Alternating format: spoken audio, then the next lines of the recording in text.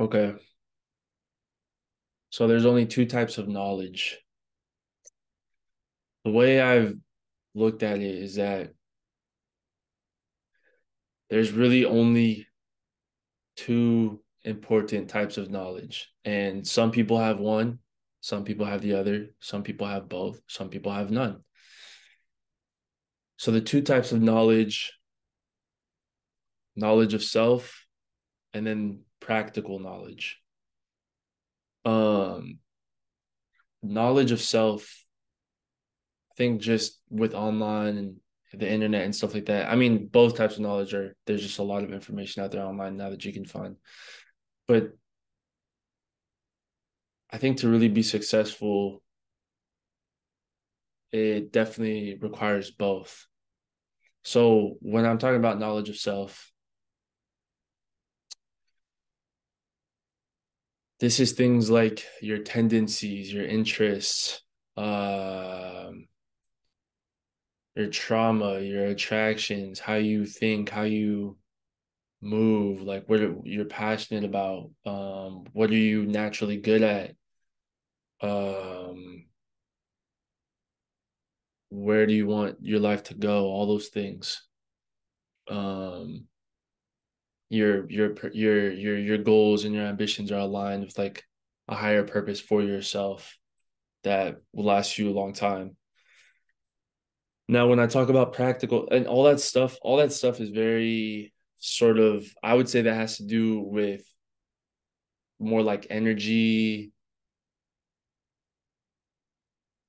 Like if I were to think about it, if I had to really put it in terms, I would say like all that stuff, spiritual knowledge, all that stuff is more like feminine energy because it's like a very unknown, uh it's not very like it doesn't have a lot of logic. It's really feely. It's really like versus the other world, the physical world is more masculine. It's more orderly. It makes more logical sense. And so that has a masculine perspective on it. And that's where practical knowledge comes in. Practical knowledge is things like, let's say, like math or science or you know, engineering, for example, or um, business, those things like that, lawyer, doctor, dentist, whatever, like um, very just logical thinking skills. And some people, they choose a career, they go down a path, and they're very successful at it. They're very competent people. They're very intelligent in their field, they were top of the class or whatever, but they don't have the knowledge of self. And so they always end up feeling like they're looking for something bigger or something like that, I guess. Like their job is not fulfilling, it's just a job, they sacrifice what they really wanted to do in life to do something.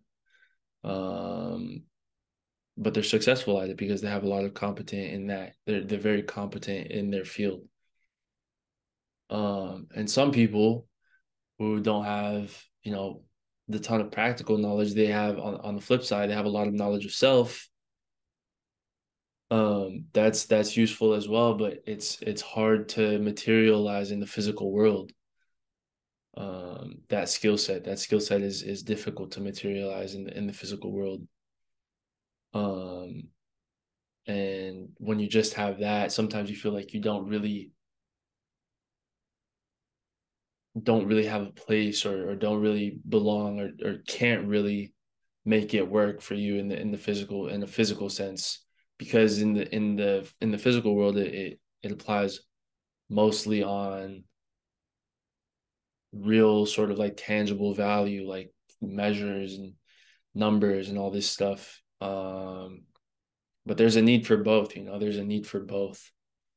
um but that's why I think you definitely need both if you're at a time right now where you're becoming very self-aware, but maybe you don't necessarily have the skill sets to implement that in a physical sense.